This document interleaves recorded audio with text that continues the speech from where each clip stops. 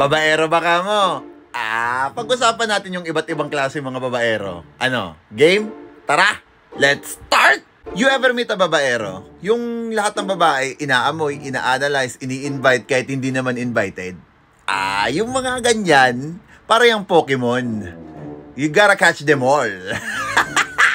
Simulan natin sa I got a car babaero. Ito yung tipong babaero na ang paboritong linya, tara, road trip tayo. Tapos habang nasa road trip, babanatan ka ng, ako nang bahala sa kambyo ng auto.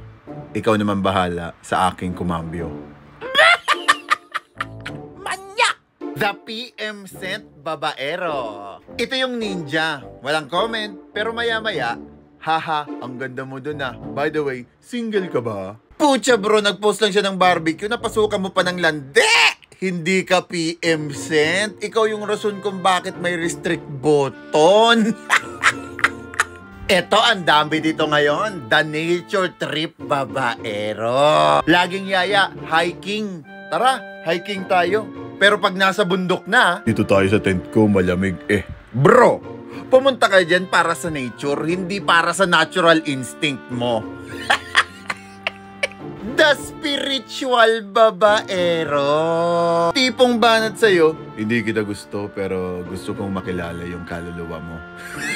Punyeta, kaluluwa? Kung di ka ba naman gagabi ng minuto, doon ka sa sementeryo? Ito, may kilala kayo nito. The workplace babaero. Ito yung tipong pag may bagong hire sa trabaho, siya yung pinakaunang naglalike sa ID picture sa HR folder. Yung biglang nagpapakabait, let me help you with your work. Excuse me, sir. Pumunta yan para sa payroll, hindi sa Playboy. Tapos pag may team building, biglang, gusto mo room tayo para tipid. Tangina bro, ang banat mo matindi. Team building ba yan o bastusan retreat? Uy, bato-bato, the gym bro babaero. Ito yung lalaking may towel pero walang respeto. Hi miss, let me spot you. Gago! Nag-i-stretching pa lang, iispatan mo na? Pag nakita kang naka-leggings, biglang tutulong sa dumbbell na hindi mo naman hinihingi. Need help? Bro, pumunta yan dyan para mag-workout, hindi matraumatize.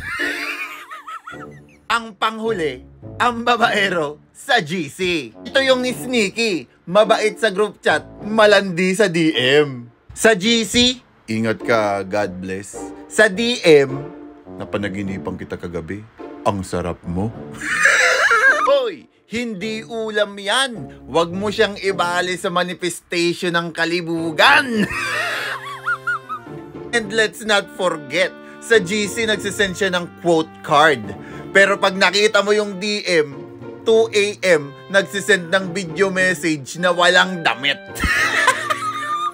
Ngayon, may idea na kayo ng iba't ibang klaseng mga babaero. Sana makatulong to sa inyo. Because we gotta catch them all. Peace out!